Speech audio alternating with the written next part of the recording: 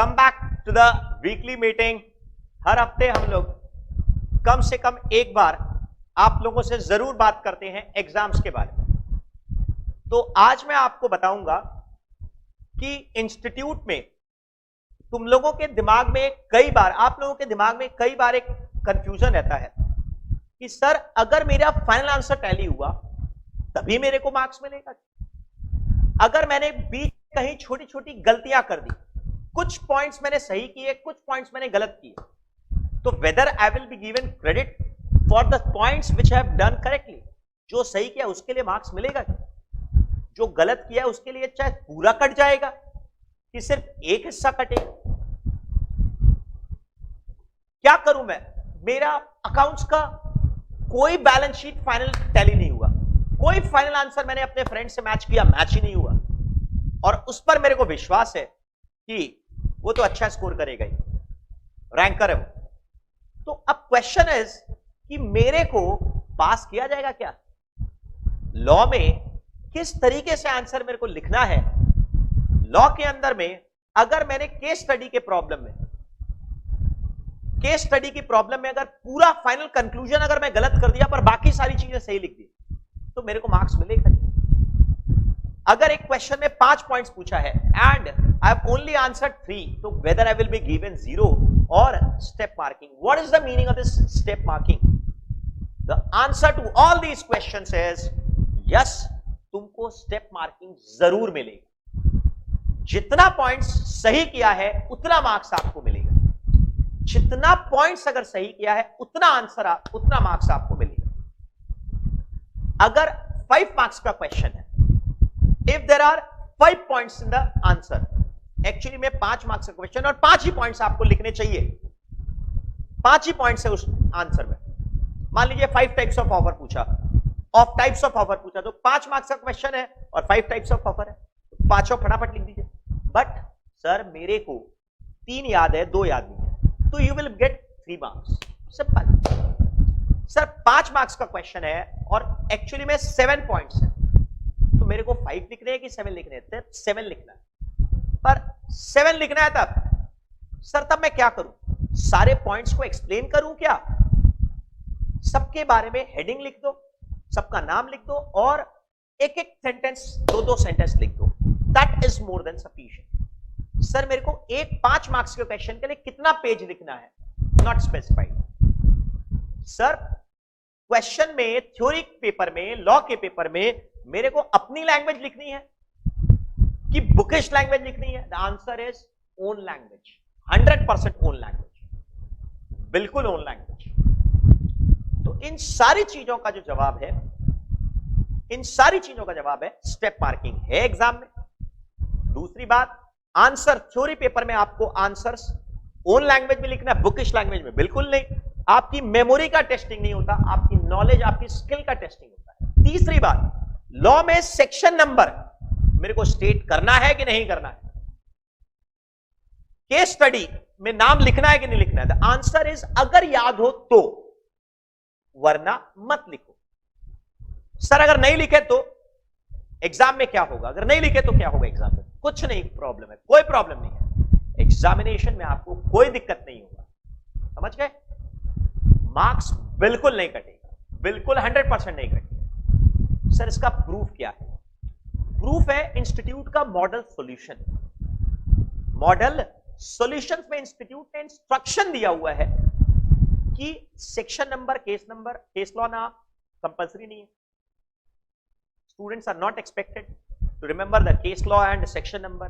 Students are expected to write the answer in their own language, अपनी language में theory paper में लिखना है, और हर पॉइंट पर स्टेप मार्किंग दिया रहेगा। अगर पूरा आंसर मैच नहीं भी हुआ तो भी आपको ड्यू क्रेडिट दिया जाएगा, still you will be given due credit. समझ गए? तो ये चीजों को आप ध्यान रखिएगा। नॉर्मल क्लासेस में मैं इसका एक शीट आपको शो करता हूं। Look at this, this is the instruction given by the Institute of Chartered Accountants of India. Look at the instruction given here. This is the instruction given to the examiners. Instruction given to the person who is checking the paper, उनको instruction दिया गया है। क्या instruction है? एकदम clear सब कुछ लिखा हुआ है। Model answers and scheme for, यहां पर पेपर का नाम दिया हुआ है obviously. I along with my associate, एकदम आराम से पढ़ लीजिए। अब इंस्ट्रक्शंस में मैं आपको ग्रफ पॉइंट्स बता रहा हूं, एक एक रीड नहीं कर रहा हूं, मैसेज आपको मैं हाईलाइट करवा रहा हूं। ये देखो हाईलाइट करके इंस्टीट्यूट ने क्या इंस्ट्रक्शन दिया, मतलब जिन लोगों को पेपर चेक करना है उनको इंस्ट्रक्शन क्या देता है इंस्टीट्यूट, एकदम हाथ पकड़ के उनको मार्क्स बैठवाता है, एकदम हाथ पकड़ पकड़ के, इस पर ये, इस पर ये, इस पर ये, खत्म, और कुछ नहीं।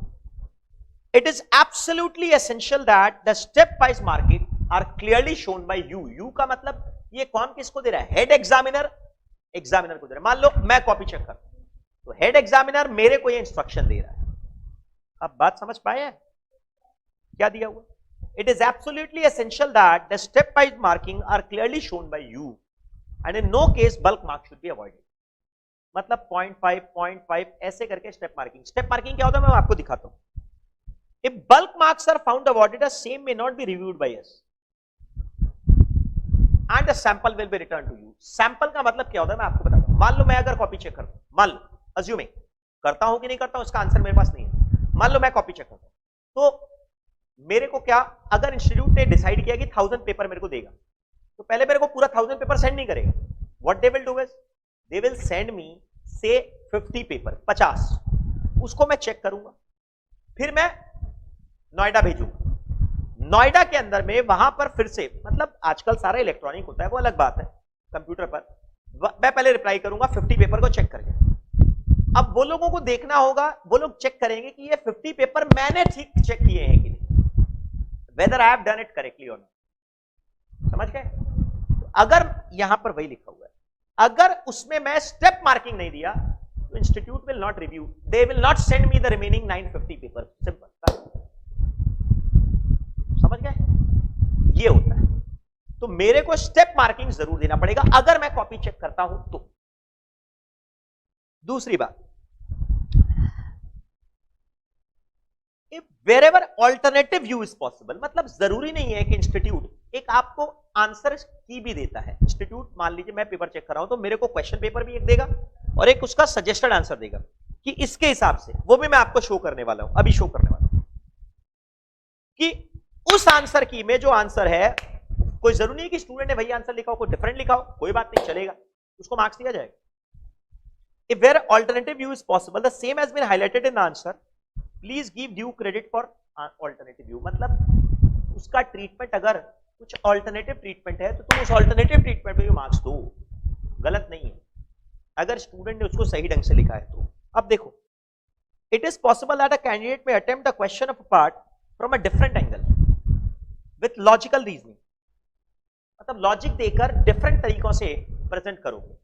मान लो तुमको एक एग्जांपल तुमको दिया था मैंने ऑफर एक्सेप्टेंस के अंदर में, ए ने बी को लेटर लिखा, 10 तारीख को बी के पास पहुंचा, 12 तारीख को बी ने हाँ किया 13 तारीख को, और मेरे को मिला 15 तारीख को।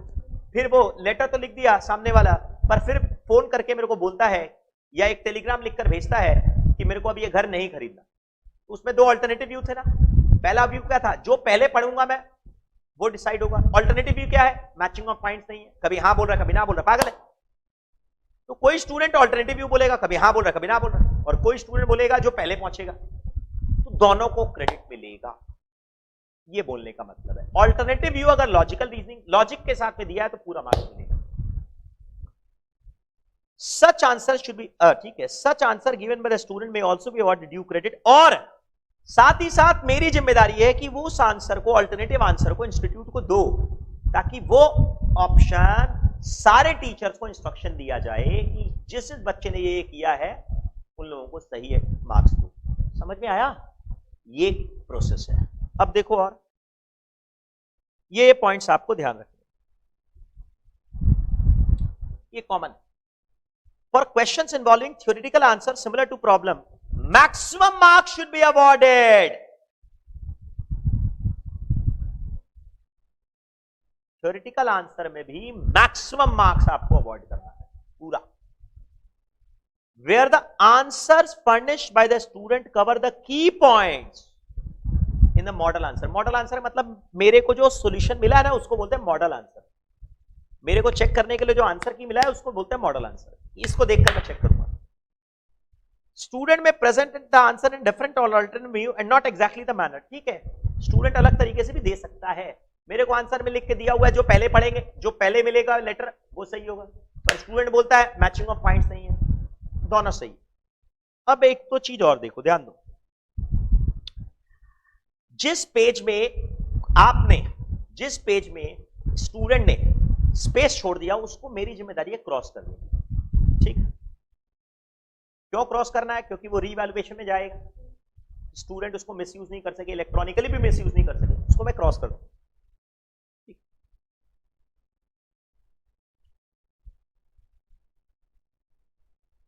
ये देखो 3 बार लिखा है, थर्ड टाइम द स्टूडेंट में not present the answer exactly in the same manner.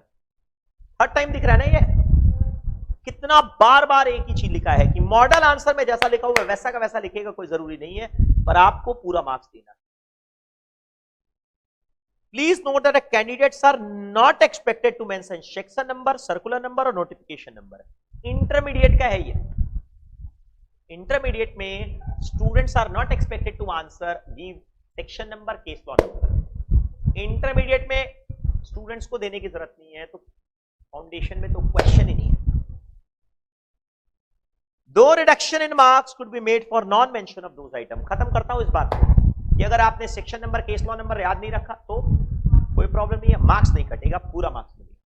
Substance of the answer should be seen and not the language or grammatical expression. This is something big relief for students who are not good in English.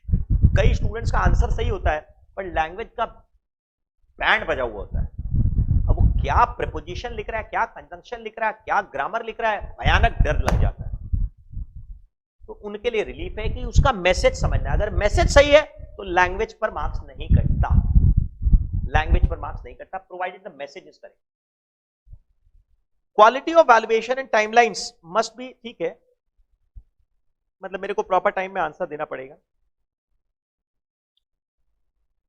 समझ में आया ना?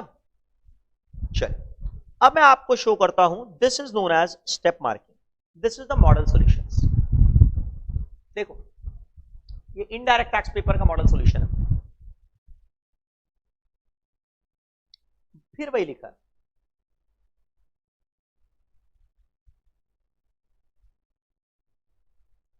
However, students may have made any other logical assumption other than assumption। ठीक है, मतलब हमारे पास जो solution है जिस assumption पर बेस किया हुआ है, अगर दूसरे assumption पर आपने किया है कोई प्रॉब्लम नहीं है, उसको पूरा मार्क्स मिलेगा, पूरा मार्क्स मिलेगा। अब देखो इसको बोलते हैं स्टेप मार्किंग। ठीक है, कि अगर यहां पर आपको ये पॉइंट, अगर आपने ये कैलकुलेशन सही किया 98, ये कैलकुलेशन सही किया 98, पर टोटल पर कोई मार्क्स, एक्स्ट्रा मार्क्स नहीं। टोटल गलत करोगे तो मार्क्स कटेगा, पर सही करोगे तो मार्क्स मिलेगा नहीं। ये तुम लोग को हम लाइव क्लास में पढ़ाते समय बोलते थे, फाइनल अकाउंट बोलते थे ना। इसको सही किया 98, तुमको बोलता ना जीपी कैलकुलेट करने पर सही मार्क्स नहीं है, पर गलत कैलकुलेट कर दोगे तो मार्क्स कट जाएगा। ट्रेडिंग का सारा आइटम सही लिख दिया पर जीपी गलत अमाउंट कर दिया, अरे यार वो तो कटना ही है मार्क्स। सही लिख दिया तो एक्स्ट्रा मार्क्स नहीं मिलेगा कि वो तो एक्सपेक्टेड है, बैलेंसिंग फिगर है। Competition of input tax rate, इसको सही किया, इसको सही किया, 98 प्लस 98, 0.5 प्लस 0.5। अरे बात समझ रहे हो? अगर किसी स्टूडेंट ने ये सही लिखा है पर ये गलत कर दिया, कोई बात नहीं, उसको 0.5 तो मिल गया, खत्म। This is known as step marking. Theory points में, अब ये तो खैर प्रैक्टिकल ही है, 0.5 0.5 0.5 0.5 0.5 0.5 करके इतना इजी तरीका से मार्किंग पैटर्न, 0.5 0.5 0.5 0.5 0.5 0.5 सब में दिख रहा है। Can you see this? This is the process, so damn simple. आप देख रहे हैं क्या? स्टेप मार्किंग इसी को बोलते हैं। This is known as step marking. Now look at the theory part. Look at the theory part. दिख रहा है?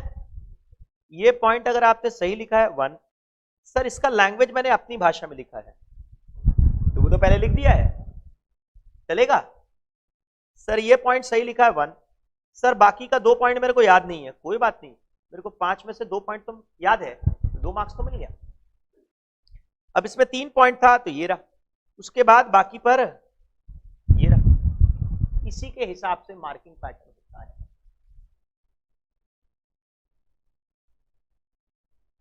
लुक, इस पार्ट पर 1, इस पार्ट पर 0.5, total 3 marks. And the last thing is, this is the answer sheet that you use in the institute's examination. इस तरह की आंसर शीट मिलती है, यहां पर एक अटैचमेंट रहता है जिसको आप नहीं टियर करेंगे, आप अपना रोल नंबर उसी शीट पर लिखेंगे, परंतु वो रोल नंबर को, वो बारकोड वाला पार्ट को इंस्टीट्यूट नोएडा में फाड़ता है। आप नहीं करेंगे, आप खाली यहां पर रोल नंबर लिखेंगे। वहां पर एक रोल नंबर के साथ एक बारकोड भी रहता है, वो बारकोड और ये बारकोड मैच होता है। समझ पा रहे हो? तो हाथ जोड़कर विनती करते हैं, इस बारकोड के ऊपर कुछ लिखना मत। कहीं पर भी अगर कोई कोड वोड दिया हुआ है on these lines, you should not write anything. These are something which should be read by computer. समझ गए? तो बारकोड के ऊपर में कुछ करिएगा, ये बारकोड है, समझ रहे हैं ना? तो यहां पर जो एक्स्ट्रा अटैचमेंट है, उस एक्स्ट्रा अटैचमेंट के ऊपर आप खाली लिखेंगे अपना नाम, रोल नंबर, ये सब जो भी रिक्वायरमेंट होगा वो सब वहां लिखेंगे, और वो फाड़ के इंस्टीट्यूट हटा देगा। तो वहां पर एक बारकोड होगा और वो ये बारकोड होगा, दोनों मैच करके फिर आपका मार्किंग होता है। समझ गए? इसके अंदर में एग्जामिनर जो है यहां पर आपको अलग अलग पार्ट में मार्क्स देगा। यहां पर आपको अपना टोटल मार्क्स वो एग्जामिनर देगा, यह पार्ट पर आपको कुछ नहीं करना। अब इसमें आपको सेकंड पेज में इंस्टीट्यूट कुछ इंस्ट्रक्शन लिख कर देता है। अभी कुछ दिन पहले ही इंटरमीडिएट का रिजल्ट निकला, एक स्टूडेंट ने मेरे को फोन किया, सर मेरा कॉपी विथहेल्ड हो गया। मैं बोला कि सर आप तो अच्छे स्टूडेंट हैं, आपका विथहेल्ड क्या कह रहे थे, चीटिंग किए थे क्या? नहीं सर, चीटिंग करने का कोई सवाल नहीं। फिर मैंने उनसे बोला क्या किए थे सर? उन्होंने बोला सर हम जय श्री राम लिख दिए थे, लिखा हुआ।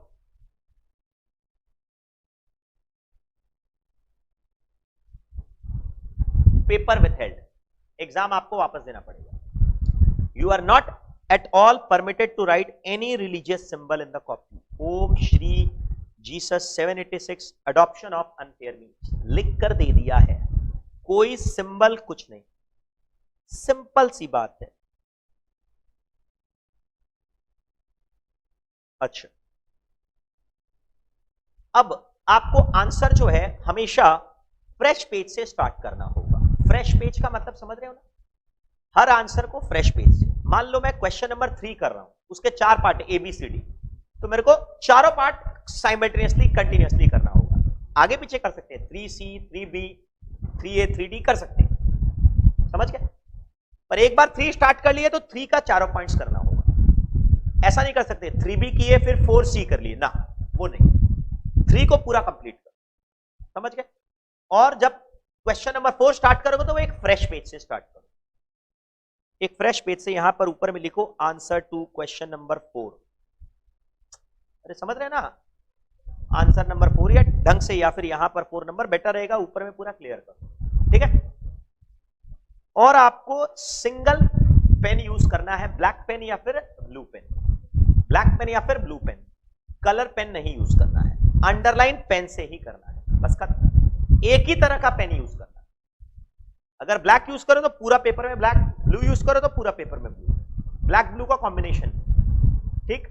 पेंसिल से अंडरलाइन कर सकते हो, चाहो तो पेन से भी अंडरलाइन कर सकते हो, कोई प्रॉब्लम नहीं। समझ गए ना? ये सारा चीज लिखा हुआ है। The answer should start from a fresh page and prominently written at the top of each answer. Correct तरीके से लिखिएगा आंसर, और एक क्वेश्चन का जितना पार्ट्स है वो सब साइमल्टेनियसली साथ साथ में कंप्लीट करना है। समझ गए? तो मतलब अगर क्वेश्चन नंबर 4 स्टार्ट किए तो 4 का ABCD पूरा कंप्लीट करना होगा, तब अगले क्वेश्चन पर जाओगे। अगर आपका किसी सब्जेक्ट में पार्ट A और पार्ट B सेम नोटबुक में लिखना है कि अलग नोटबुक में लिखना है, वो क्वेश्चन पेपर में पढ़ लीजिएगा। जैसे लॉ में और बीसीआर में सेम बुक में लिखना है कि डिफरेंट बुक में लिखना है, वो एक ही जगह पर लिखा हुआ रहता है, सेम बुक में लिखना है, एक ही साथ में माना जाता है। समझ गए? तो आप इस इंस्ट्रक्शन पेपर पे लिखा हुआ रहता है, उसको आप पढ़ लीजिए, और लास्ट में जो खाली पेज बच जाए उसको आप ब्लैंक छोड़ दीजिए। समझ गए सर? ये तो हुआ अकाउंट्स और लॉ के बारे में। मैथमेटिक्स और इकोनॉमिक्स में क्या मिलता है आपको? Bubble sheet. तो बबल शीट आपको वहीं पर सबमिट करना है, बबल शीट आप घर लेकर नहीं आए। और आपको वर्किंग करने के लिए मैथ्स और इकोनॉमिक्स में सिर्फ इंस्टीट्यूट 2 पेज देता है। मैथ्स के पेपर में वर्किंग, सेल्फ वर्किंग करने के लिए, कैलकुलेशन करने के लिए 2 पेज। मैथ्स में आप खाली हाथ आए थे और खाली हाथ जाओगे, जाओगे खाली हाथ, रिटर्न भी खाली हाथ, मतलब क्वेश्चन पेपर भी वही सबमिट करना है, बबल शीट भी वही सबमिट करना है, और साथ साथ में वर्किंग शीट भी वहीं पर सबमिट करना है। कुछ लेकर कुछ नहीं आना, मैथ्स और इकोनॉमिक्स। समझ गए? और वहां पर जो वर्किंग के लिए जो पेज दिया हुआ रहता है, ब्लैंक पेज, वो 2 पेज रहता है। तो फिर हमारे पास क्या होता है, तब आप अपने एडमिट कार्ड का डबल प्रिंट ले जाना, सिंगल साइड में ले जाना, ताकि एडमिट कार्ड के पीछे कर लो और उसको अगले दिन फाड़ कर फेंक दो। समझ गए? क्योंकि नहीं समझे? अरे मैथ्स वाला पेपर में जो आंसर किए हो, वो अगर इकोनॉमिक्स वाला में लिखा हुआ लेकर जाओगे एडमिट कार्ड के पीछे, पागल हो क्या? ये यहां पर पहुंच लोगे, unfair means result with held. नहीं, बिल्कुल नहीं। समझ के हम क्या बोल रहे? तो एडमिट कार्ड 2 पेज आता है, उसको डबल 2-3 कॉपी ले लेना सिंगल साइड में, ताकि पीछे का पेज यूज कर सको वर्किंग में और उसको डिस्ट्रॉय कर देना। तो ये आपको एग्जामिनेशन में करना है। स्टेप मार्किंग अलाउड है, देख लिया, ठीक है? और कैसे है वो मैंने आपको शो। चलिए, थैंक यू।